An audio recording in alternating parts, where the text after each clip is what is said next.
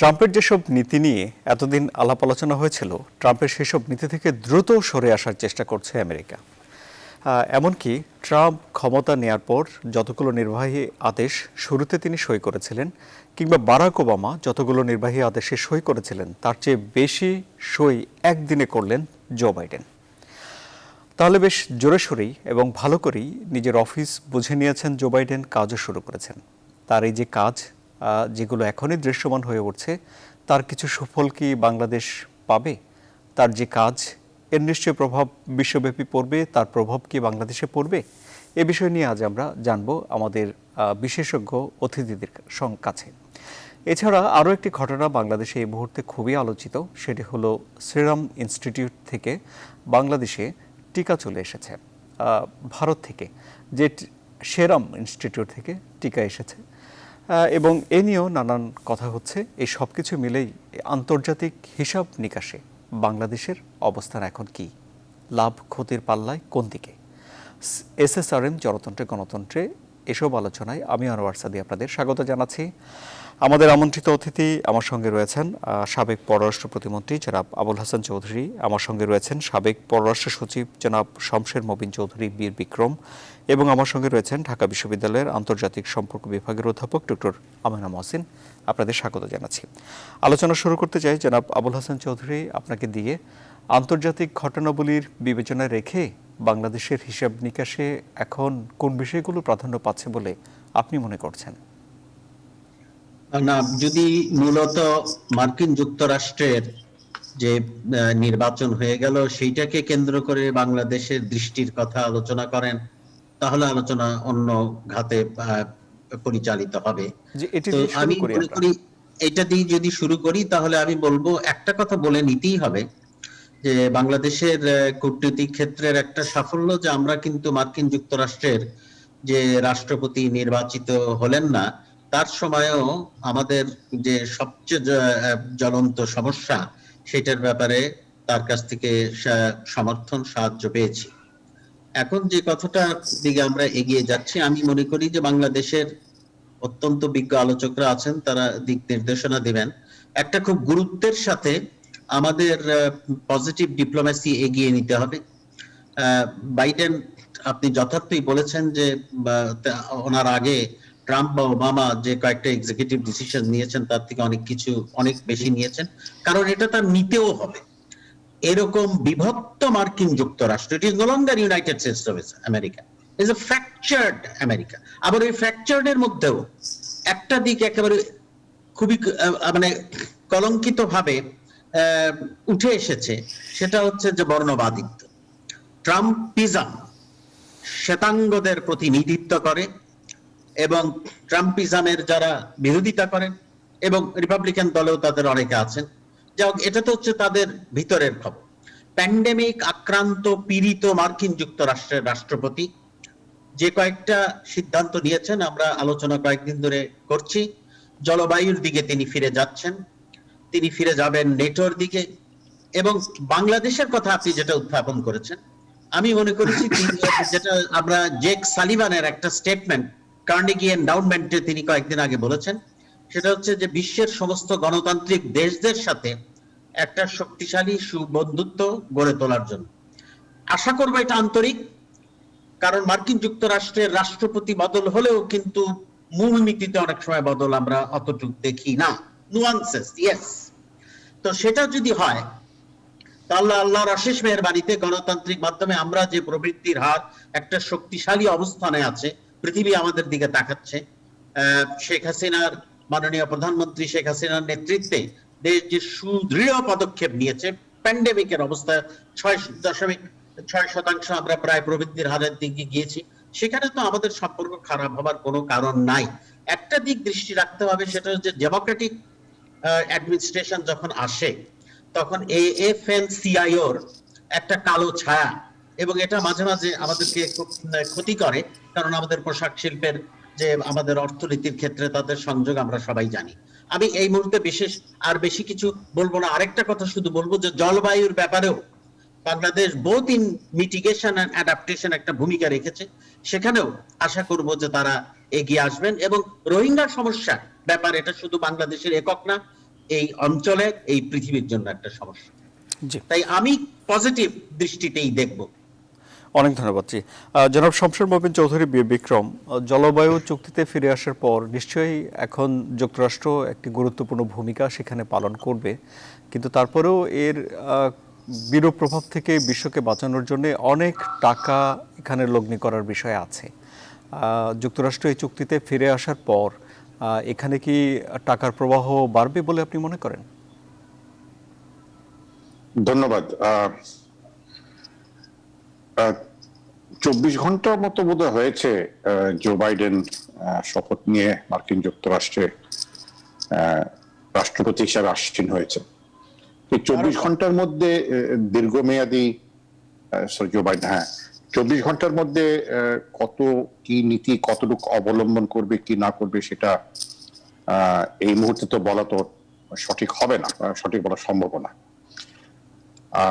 যেটা জো বাইডেনের সামনে সবচেয়ে বড় চ্যালেঞ্জ, যেটা তার গতকালকের খুব সুস্পষ্ট ভাষণে, সুন্দরভাবে সাজানো গোছানো একটা ভাষণে যে কথা উঠে আসলো, যে আভ্যন্তরীণ রাজনৈতিক, সামাজিক এবং অর্থনৈতিক চ্যালেঞ্জ, তার উপরে তো এই মহামারী রয়েছে, সেইগুলোকে মোকাবেলা করা।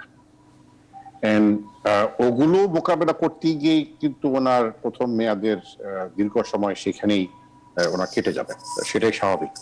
কারণ যে বিভক্ত সমাজ, উনি 4 বছর আগে জো বাইডেন যে ওয়াশিংটন ডিসি ছেড়ে গিয়েছিলেন, 4 বছর পরে এসে উনি সম্পূর্ণ ভিন্ন একটা ওয়াশিংটন ডিসি দেখছেন।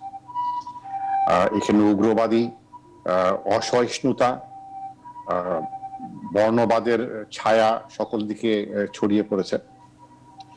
যেটা আমি জো বাইডেনের কালকের ভাষণের কয়েকটা গুরুত্বপূর্ণ বিষয় উল্লেখযোগ্য, সেই মধ্যে যে উনি সুস্পষ্টভাবে উল্লেখ করেছেন বর্ণবাদের কথা, সোশিয়াল জাস্টিসের, রেশিয়াল জাস্টিস কথা উনি বলেছেন, সিস্টেমিক রেসিজমের কথা উনি বলেছেন, হোয়াইট সুপ্রিমেসিস্টদের বিরুদ্ধে উনি কথা বলেছেন। এই কথাগুলো কিন্তু অনেক যুক্তরাষ্ট্রের রাজনীতিবিদদের মনে থাকলেও মুখে আসে না। তো প্রেসিডেন্ট হিসাবে ওনার সর্বপ্রথম যে ওনার কাজ, সেটা হলো যে এই ভাষণটি, সেই ভাষণে কিন্তু উনি এই জিনিসগুলোকে মানে জোর দিয়েছেন যথার্থই। এগুলো তো রাতারাতি চলে যাবে না, এগুলো দীর্ঘদিন ধরে যুক্তরাষ্ট্রে ছিল, হয়তো সময়ের সাথে সাথে কিছুটা তারা নীরব ছিল, এখন একদম সরব হয়ে সামনে উঠে এসেছে সম্পূর্ণ ডোনাল্ড ট্রাম্পের কারণে। এবং ডোনাল্ড ট্রাম্প কিন্তু এই শক্তিটাকে পুঁজি করে ওনার রাজনীতি মোর্চা তৈরি করেছে। তো সেই মোর্চা কতদিন থাকবে কতদিন থাকবে না, এটা কি একটা স্থায়ী, অস্থায়ী, ক্ষণস্থায়ী, চিরস্থায়ী হবে, সে এটা এখনো বলা যাচ্ছে না। কারণ এই ক্যাপিটল হিলে 6ই জানুয়ারির আঘাতের পরও যখন হাউস অফ রিপ্রেজেন্টেটিভস এ ভোটাভুটি হচ্ছিল যে নির্বাচনের ফলাফল গ্রহণ করবে কিনা, তখন 150-এর বেশি, 150-এর বেশি রিপাবলিকান হাউস অফ রিপ্রেজেন্টেটিভের সদস্যরা সেই পক্ষে ভোট দিয়েছেন যে এই ফলাফল গ্রহণযোগ্য নয়, আমরা গ্রহণ করতে চাই না। এর মানে এই যে মতবাদ, এই যে একটা ন্যাক্কারজনক ঘৃণিত মতবাদ, এটা কিন্তু যুক্তরাষ্ট্রে এখনো ছড়িয়ে আছে এবং আরো কয়েকদিন হয়তো থাকবে। তো এর উপরে নির্ভর করবে জো বাইডেন কোন দিকে উনি অর্থায়ন করে। উনি করোনা ভাইরাসের কারণে আভ্যন্তরীণ ভাবে যেভাবে অর্থায়ন করতে হচ্ছে, যারা কর্মসংস্থানে আর এখন নেই, যাদের আর্থিক সাহায্য দরকার, সুস্থ ব্যবস্থা, স্বাস্থ্য দরকার, সেখানে তার মূল অর্থ ব্যয় ওখানে করবেন। হ্যাঁ, জলবায়ু পরিবর্তনের ক্ষেত্রে যেহেতু এখন তারা আবার উনি প্যারিস অ্যাকর্ডে আসবেন, রাতারাতি উনি ওখানে অর্থায়ন করার মতো সুযোগ বোধহয় যুক্তরাষ্ট্র এই মুহূর্তে নেই। কারণ যুক্তরাষ্ট্র আসলে একটা অর্থনৈতিক মন্দার দিকেই, মন্দার জায়গায় দাঁড়িয়ে আছে। তারা এদিকে নজর দিবে, অনেক ধরনের ইতিবাচক পদক্ষেপ তারা নিবে আমরা আশা করি। তবে জলবায়ু পরিবর্তন কিন্তু একটা অত্যন্ত কঠিন এবং জটিল জিনিস। কেউ না কেউ জলবায়ুকে ক্ষতি করছে, যুক্তরাষ্ট্র না করলে চীন করছে, চীন না করলেও ভারত করছে, ভারত করলে অন্য কেউ করছে, আমরা স্বীকার হচ্ছি, বাংলাদেশ তার শিকার হচ্ছে। তো শিকারের কথা মাথায় রেখে বাংলাদেশ কোনো কোনো ক্ষেত্রে এগিয়ে গেছে, কিন্তু এটা আমরা একা করা সম্ভব নয়। আমরা আক্রান্ত রাষ্ট্র, এখানে আক্রান্ত রাষ্ট্র হিসাবে যারা এই পরিবেশকে দূষিত করেছে যুগ যুগ ধরে, তাদেরকেই এই পরিবেশকে পরিষ্কার করার দায়িত্ব। সেখানে আমরা আশা করব যুক্তরাষ্ট্র এখন জো বাইডেনের শাসনামলে এদিকে শুধু মানে বক্তব্য দিলে হবে না, এটাকে কোনো কার্যকরী ভূমিকা তাদেরকে রাখতে হবে। তো সেটার জন্য আমাদের আরো অপেক্ষা করতে হবে। উনি সাবেক মার্কিন পররাষ্ট্রমন্ত্রী জন কেরিকে বোধহয় বিশেষ ভাবে নিয়োগ দিয়েছেন এই জলবায়ু পরিবর্তনের দায়িত্বে। দেখা যাক ওনারা কি ধরনের কার্যকরী ভূমিকা পালন করেন। শুধু প্রতিশ্রুতি বা অঙ্গীকার করলে হবে না, কার্যকরী ভূমিকা কি যুক্তরাষ্ট্র পালন করতে পারে সেটার দিকে তাকিয়ে থাকতে হবে।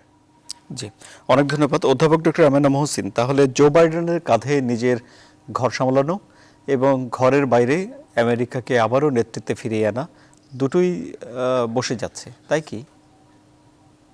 ধন্যবাদ আপনাকে।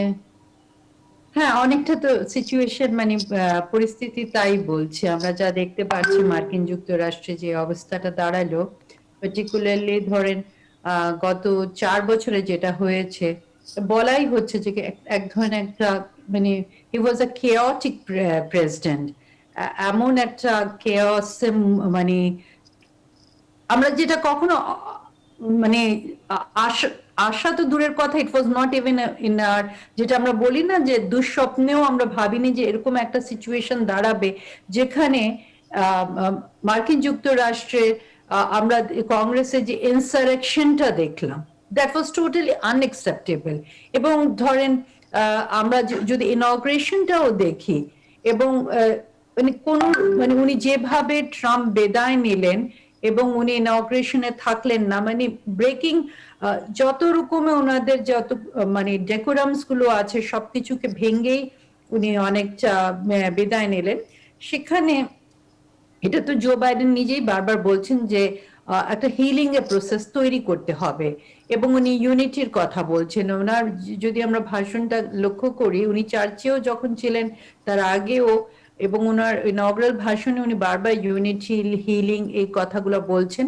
এবং হিলিং যখন বলছেন, উনি এই কথাটাও বলছেন যেটা অ্যাম্বাসেডর শামশের মোবিন চৌধুরী বলছিলেন, যে উনি রেকগনাইজ করছেন, কিন্তু উনি বলছেন যে যেই প্রক্রিয়াগুলো সেই মাধ্যমে বা যে প্রক্রিয়াগুলোর কারণে ট্রাম্পের মতো একজন ব্যক্তি ক্ষমতায় আসতে পারেন, এবং যেই এবং ট্রাম্পিজম, ট্রাম্প চলে গেছে, ট্রাম্পিজম মানে এই যে রেসিজম, এগুলো যে থেকে গেল, এগুলো তো থেকে যাবে সমাজের মধ্যে।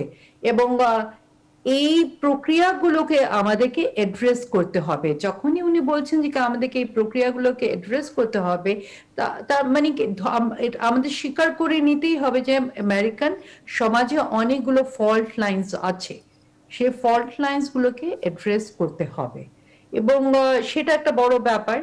এবং ধরেন আপনি যেটা বললেন যে আন্তর্জাতিক প্রেক্ষিতে, সেখানে তো অবশ্যই সেটা একটা বড় ব্যাপার থাকবেই। কারণ আমরা দেখলাম যে ইউরোপিয়ান ইউনিয়ন থেকে যে স্টেটমেন্টটা আমরা দেখছি, ওরা বলছে যে 4 বছর পরে আবার তারা একজন মানে they have a friend in the White House, একজন বন্ধু আছে তার। প্রফেসর আমেনা মহসিন, একটা প্রশ্ন করি, যে সব বৈশিষ্ট্যকে আপনি ট্রাম্পিজম বলছেন, সেই বৈশিষ্ট্যগুলো কি ট্রাম্প 4 বছরের শাসনামলে আমেরিকায় তৈরি করেছেন, নাকি এগুলো আমেরিকাতে ছিলই, তিনি শুধু সেগুলোকে উস্কে দিয়েছেন?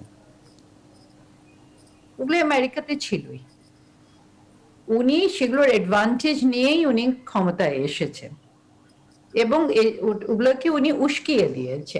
আমরা অনেক আমেরিকান গণতন্ত্রের কথা বলি, অনেক কিছুই বলে থাকি, হ্যাঁ ইটস ট্রু যে আমেরিকান ইনস্টিটিউশনস গুলো স্ট্রং আছে, তো একটু লক্ষ্য করেন যে 60-এর দশকে এসে কিন্তু ওখানে ভোট অধিকার মানে যাদেরকে বলা হয় ব্ল্যাক বা পিপল অফ কালার, মানে কি বলবো, মানে এটা বলতেও আমার খারাপ লাগে যে তারা ভোট অধিকার তখন পেল। মানে এবং আমরা যদি দেখি American society is a very gendered society also. এই কামালা হ্যারিস উনি যখন উনি আসলেন, that is also an epoch making বা ডিফাইনিং মোমেন্ট অফ হিস্ট্রি, যেখানে আমরা দেখছি যে একজন মাল্টিকালচারাল ব্যক্তি এবং যে নারী উনি ক্ষমতায় মানে উনি ভাইস প্রেসিডেন্ট হিসাবে এসেছেন, যে জায়গাটা কিন্তু হিলারি ক্লিন্টন যেতে পারেননি। ওখানে সেই সময় আমরা জানি যে ও অনেকবার এই ধরনের বক্তব্য এসেছিল যে মানে হি ইজ আর ম্যান, মানে ডোনাল্ড ট্রাম্পকে সেভাবে আখ্যায়িত করা হয়েছিল, যেটা যেটা হিলারি ক্লিন্টন ওনার কনসিডিং স্পিচে যেটা বলেছিলেন যে গ্লাস সিলিংটা কিন্তু ভাঙা খুবই কঠিন। সো আমেরিকান সোসাইটিকে আমরা যতটা প্রোগ্রেসিভ ভাবি, আসলে কিন্তু it's not a progressive society. আমি শিওর আমার চাইতে ওনারা ভালো জানবেন, কিন্তু যেহেতু আমি ওখানে কিছু সময় পড়াশোনা করেছি, সেই কারণে আমি কথাটা বলছি যে it's not a very thinking society, যে আপনি খুব চিন্তা ভাবনা করেন, কিংবা আমরা যেভাবে খুব রাজনীতি নিয়ে আমাদের দেশের সাধারণ লোকরাও ব্যস্ত থাকে, সেই জিনিসটা কিন্তু আমেরিকান জনগণের মধ্যে অ্যাটলিস্ট আমি আমার ছাত্র জীবনে বা এখনো সেভাবে তারা পায় না। এটা একটা মেজর কারণ হলো হয়তো রাষ্ট্র অনেক ধরনের সার্ভিস তাদেরকে দিয়ে দেয় এবং সে কারণে হয়তো তাদের সেগুলো প্রয়োজন পড়ে না। আমাদের মতো দেশগুলোতে যেহেতু রাজনীতি, আমরা ধরেন আমাদের ইতিহাসগুলোও ভিন্ন, আমরা কলোনিয়ালিজম, নিও কলোনিয়ালিজম এগুলোকে ফাইট করে আমরা আমাদের, তারপরে আমরা একটা জেনোসাইড ফেস করে আমরা স্বাধীনতা পেয়েছি। সো আমি বাংলাদেশের সেই কনটেক্সটে বলছি, বাট ওভারঅল সাউথ এশিয়াতে আমরা যে ধরনের রাজনীতি বা থিঙ্কিং, এই সমস্ত যে আলাপ আলোচনাগুলা দেখি, আপনি আমি জেনারেলাইজ না করেই বলছি যে সাধারণত আমি খুব ওই ধরনের একটা ক্রিটিক্যাল থিঙ্কিং এর জায়গা খুঁজে পাইনি। আমি যখন ছাত্র ছিলাম, এবং সেটা এখনো নেই। আমার অনেক মানে বন্ধু বান্ধব আছে যারা স্ট্যানফোর্ড ইউনিভার্সিটিতে পড়ায়, অনেক মার্কিন যুক্তরাষ্ট্রে বিখ্যাত বিশ্ববিদ্যালয়গুলোতে পড়ায়, তারাও এই কথাটা বলে যে ওখানে থিঙ্কিং ওই জিনিসটা ওই ধরনের নেই, মানে আমাদের যে ধরনের আছে। সে কারণে আমি বলছি যে আমরা যতটা মনে করি ততটা কিন্তু না।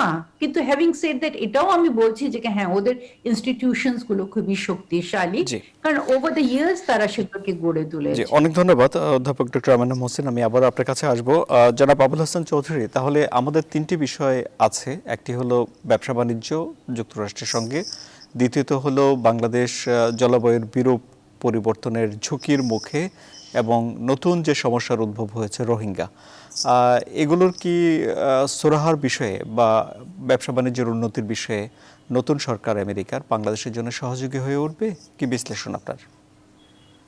যে কথাটা আগেও বলেছি যে মার্কিন যুক্তরাষ্ট্র আমাদের রোহিঙ্গার ব্যাপারে সমর্থন দিয়েছেন।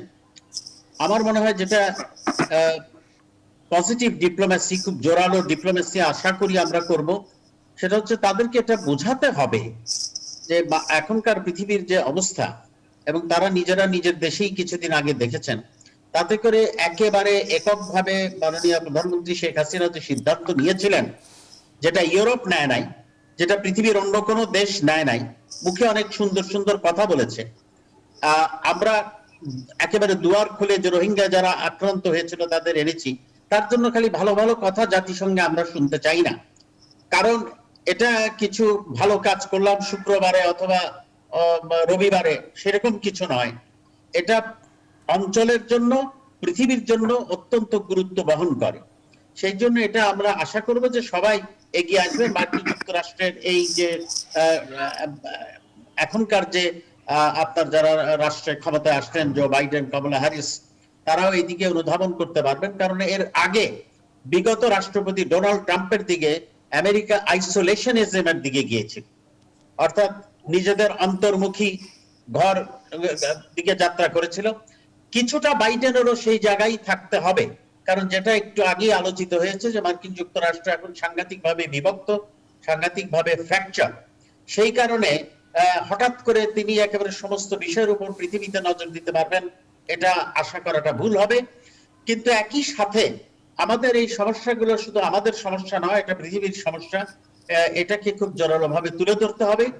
আর আমরা এইরকম একটা প্যান্ডেমিকের ভিতরেও, যেখানে চীনে মাত্র প্রবৃদ্ধি 1%, অন্যান্য দেশে তারও কম, সেখানে আমরা যেটা করতে পেরেছি এইটা যেন আরো সংহত করা যায়, সেই জন্য পদক্ষেপ দেওয়াটা অত্যন্ত জরুরি বলে আমি মনে করি। তবে আসলে ব্যাপার যেটা হচ্ছে যে একটু আগে যেটা শুনেছেন, আমার কাছে, আমি এখানে সোজা সাপটা ভাষায় বলবো, অধ্যাপক সুলভ সুন্দর ভাষায় বলেছেন অধ্যাপক আমেনা মহসিন। আমার কাছে এটা সত্যি একটা বিরাট প্রশ্নবোধক ব্যাপার যে পৃথিবীর শীর্ষতম কয়েকটা বিদ্যাপীঠ, কয়েকটা গবেষণার কেন্দ্র যে দেশে অবস্থিত, অনস্বীকার্যভাবে রিসার্চে মার্কিন যুক্তরাষ্ট্রের কাছাকাছি গিয়ে আসে এখন মেডিসিনের ক্ষেত্রে তাদের, কিন্তু দেশের সাধারণ নাগরিক একেবারেই তাদের কাছে মার্কিন যুক্তরাষ্ট্রটাই পৃথিবী, তার বাইরে আর কোনো দেশ নাই, এবং প্রত্যেকটা স্টেট বোধহয় দেয়। এমনকি তারা একটা সাধারণ মানুষের ইউরোপের তুলনায় যদি আপনি দেখেন, তারা একেবারে গণ্ডমূর্খ। তারা তা না হলে এই যে যাদের নেতৃত্ব ট্রাম্প দিয়েছেন, এখানে কিন্তু আবার আরেকটা ব্যাপার আছে, শুধু বর্ণবাদিত্ব নয়, বর্ণবাদিত্ব তিনি দিয়েছেন, আর দীর্ঘ এটা একটা সাবটেরিনিয়ান লেভেল, এটা অনেক দিন ধরেই আছে, কিন্তু ট্রাম্পের মতো একটা নেতা এটাকে সামনে নিয়ে এসেছে। আরো একটা ব্যাপার হচ্ছে এই ক্লাসের আনএমপ্লয়মেন্ট রেটটাও খুব বিরাট। সেই ক্ষেত্রে প্রেসিডেন্ট বাইডেনের চিন্তা ভাবনা করতে হবে যে ওই স্বপ্ন তাদের ভুলে যেতে হবে যে মার্কিন যুক্তরাষ্ট্রই একমাত্র দেশ পৃথিবীতে, তাদের যথেষ্ট কম্পিটিশন আছে। কিভাবে চীনের সাথে তারা, প্রতিযোগিতা তো হবেই, কিন্তু একটা আপনার রিলেশনশিপ মেনটেন করতে পারবেন, কারণ চীনের অনেক বিনিয়োগ মার্কিন যুক্তরাষ্ট্রের দরকার হবে যদি তাদের ম্যানুফ্যাকচারিং সেক্টরটা তারা উন্নত রাখতে চায়। এবং শিক্ষার ক্ষেত্রে তাদের হাই স্পিড ব্রডব্যান্ডের দিকে মার্কিন যুক্তরাষ্ট্রের মতো একটা দেশের এগিয়ে যেতে হবে, কারণ এখনকার শিক্ষা প্রায়ই পরিচালিত হচ্ছে আপনার ব্রডব্যান্ডের মাধ্যমে, যেটা আমরা দেখছি। তো এই সমস্ত ব্যাপারে আমি মনে করি যে গবেষণামূলক প্রতিষ্ঠান বাইডেন টিমকে সাহায্য সহযোগিতা করছেন, তারা এই ব্যাপারে চিন্তা ভাবনা করছেন।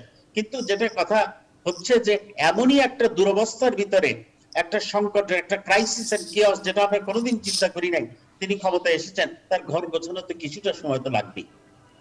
জি, অনেক ধন্যবাদ। আমরা একটা বিরতি নেই, বিরতির পর আমাদের হাতে আরো অনেক প্রসঙ্গ আছে আলোচনা করার, আপনারা আমাদের সঙ্গে থাকুন।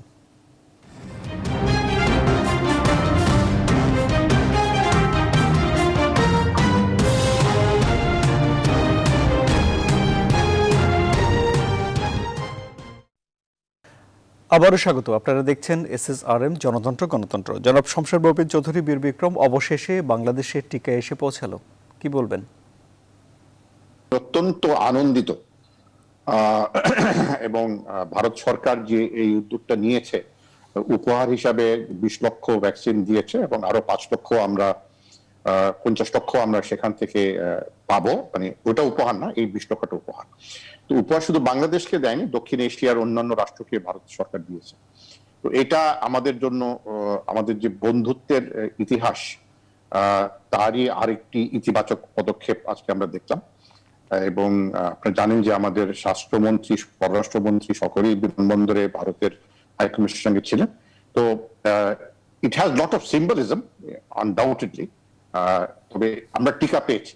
এখন টিকা নিয়ে, টিকার গুণগত মান নিয়ে আমি মনে করি যে কিছু দুষ্ট লোকেরা অনেক ধরনের জটিলতা বা বিতর্ক তৈরি করার সৃষ্টি করছে, শুধু ভারতের ক্ষেত্রে নয়, সার্বিকভাবে।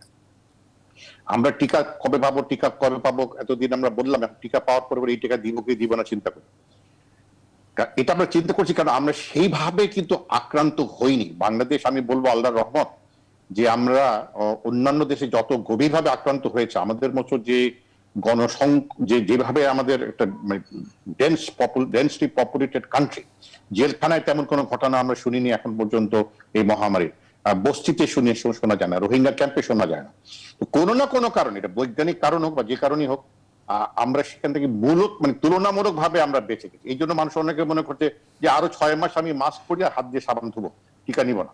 কিন্তু আমি মনে করি যে সেখান থেকে আমরা বেরিয়ে আসবো। টিকা যখনই মানে আসবে, সেই টিকা আমরা নেব। তবে মানুষের মনে আস্থা সৃষ্টি করার জন্য এটা রাজনৈতিক মহল থেকে এই টিকানোটা শুরু করতে হবে। আমেরিকা দেখে জো বাইডেন কিন্তু প্রথম টিকাটা সেই নিয়েছে। আগামীকাল বোধহয় ভারতের প্রধানমন্ত্রী মোদী, বা আগামী সপ্তাহে মোদী নেবেন এবং তার মন্ত্রিসভার সদস্যরা নেবেন। তো এই যে বলে না, lead by example, not lead by words, আমি বিশ্বাস করি বাংলাদেশের প্রধানমন্ত্রী সেই ধরনের একটি মানুষ যে উনি বাই এক্সাম্পল লিড করবেন, দৃষ্টান্ত দিয়ে উনি নেতৃত্ব দিবেন যে টিকাটা বিশ্বস্ত, টিকাটা নেওয়া উচিত।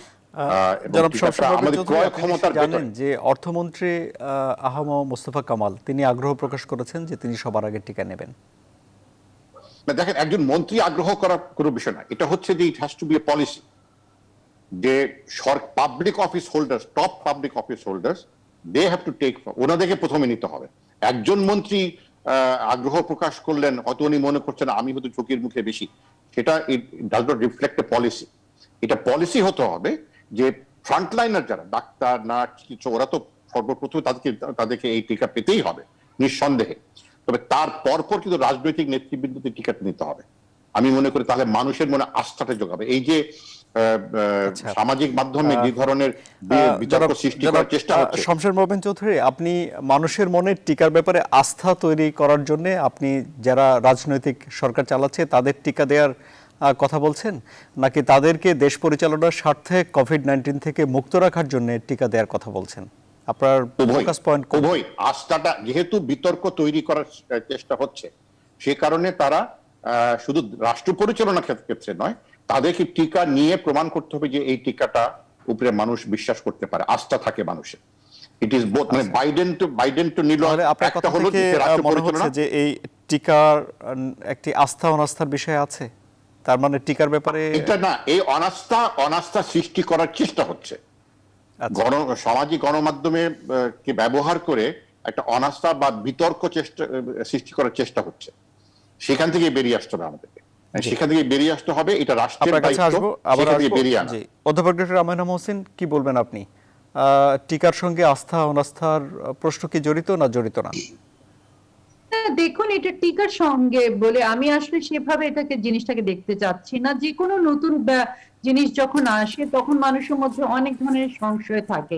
এটা বাংলাদেশের জন্য ইটস নাথিং যেটা যে বাংলাদেশের জন্য পেকুলিয়ার, বা এটা শুধু বাংলাদেশে হচ্ছে, ভারতেও এটা হচ্ছে, ইংল্যান্ডেও অনেক ধরনের আমি দেখছিলাম, ফলো করছিলাম, ওখানেও অনেক ধরনের প্রশ্ন উঠছে যে টিকা নিবে কি নিবে না, এত তাড়াতাড়ি টিকাটা। এটা আমি ইংল্যান্ডের কথা বলছি, বাংলাদেশের কথা না। ওখানকারই লোকরা বলছে যে ইজন্ট ইট টু আর্লি, এত বছর হয়ে গেছে, ক্যান্সারের তো আমরা সেই ধরনের কোনো মানে পাইনি, ক্যান্সার তো এখনো অনেক ক্যান্সারে লোকজন মারা যায়, তো এখানে এত তাড়াতাড়ি কি করে হয়ে গেল, এটা এখানে কি কমার্শিয়াল কিছু আছে কিনা, আবার যখনই টিকাটা বের হলো তখন আরেকটা স্ট্রেন বের হয়ে গেছে। এই ধরনের তর্ক বিতর্ক গুলো একটা সমাজে চলতেই থাকবে, এবং আমার মনে হয় এটা Bangladesh is no exception to this.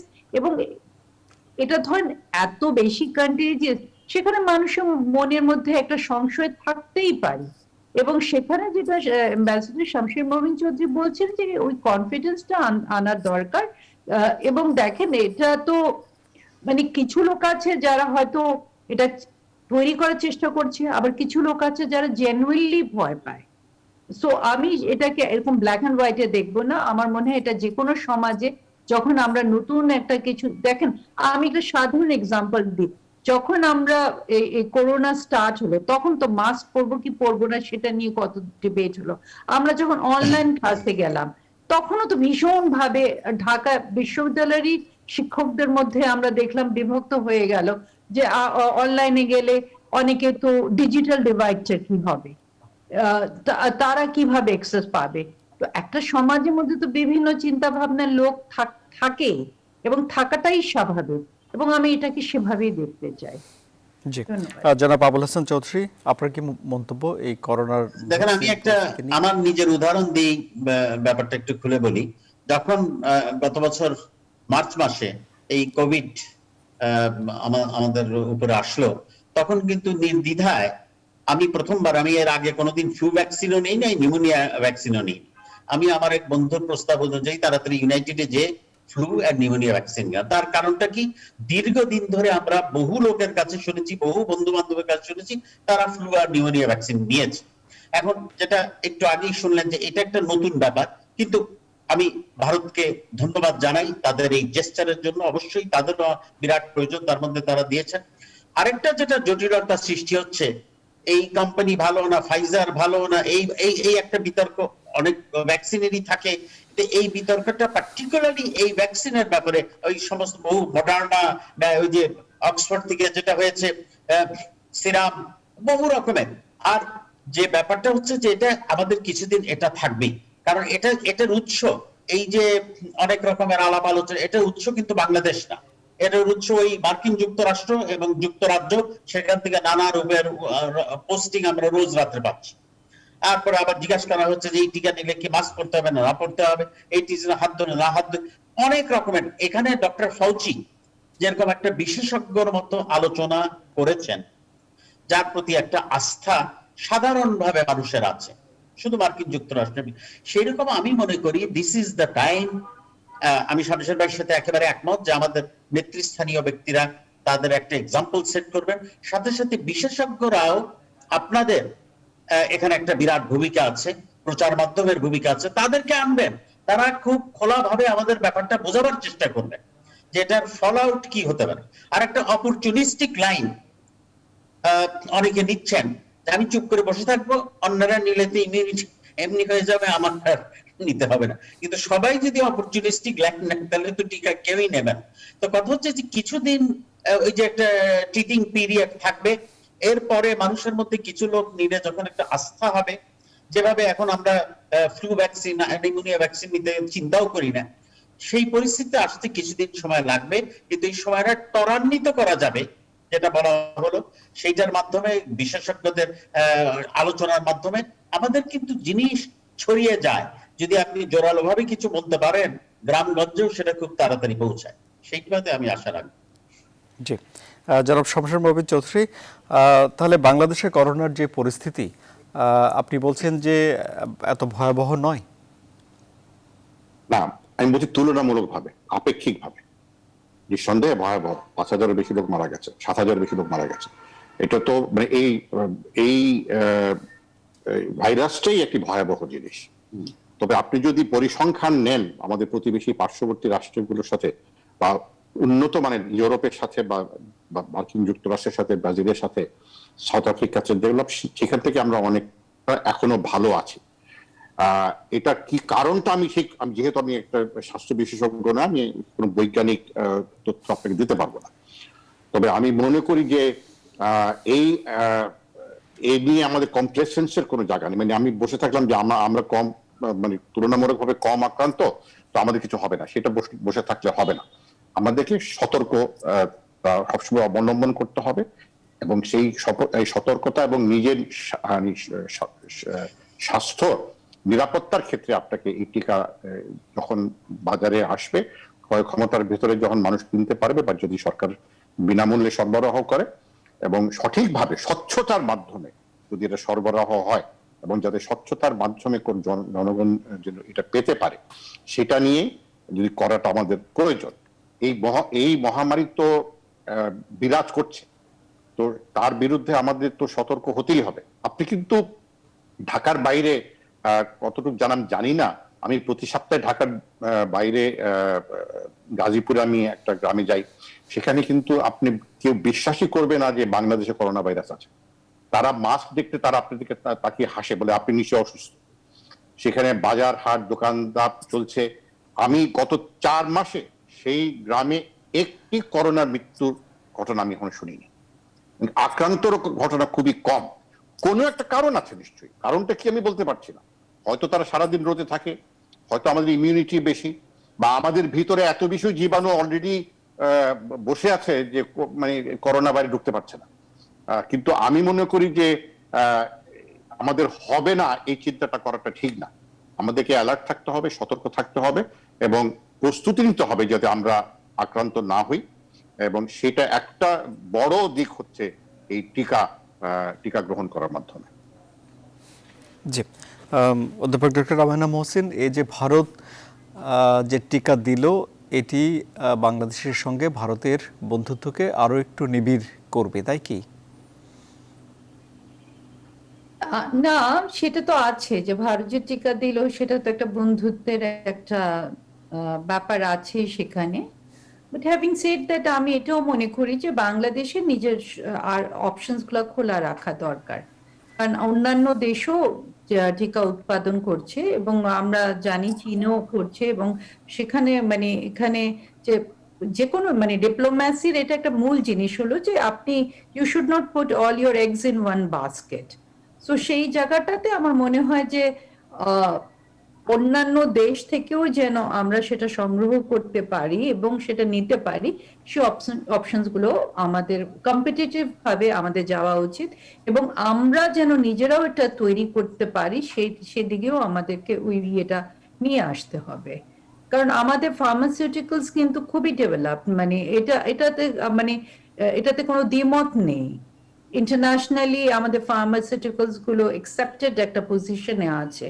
So আমি মনে করি যে এটা পেটেন্ট নিয়ে পেটেন্টটা প্রথম দিকে যদি খুলে দেওয়া হয় সবগুলো দেশেরই, সে যেন সাধারণ মানুষ যেভাবে আমরা প্যারাসিটামল খাই ওই ধরনের একটা মানে একটা জায়গাটাকে নিয়ে আসতে হবে। অনেক এটা অনেক ধরেই ধন্যবাদ হবে। ডক্টর আমিনা মহসিন। আমাদের হাতে আর সময় নেই, এখানে শেষ করতে হচ্ছে। SSRM জনতন্ত্র গণতন্ত্র। সুপ্রিয় দর্শক, আপনাদের সবাইকে অনেক ধন্যবাদ।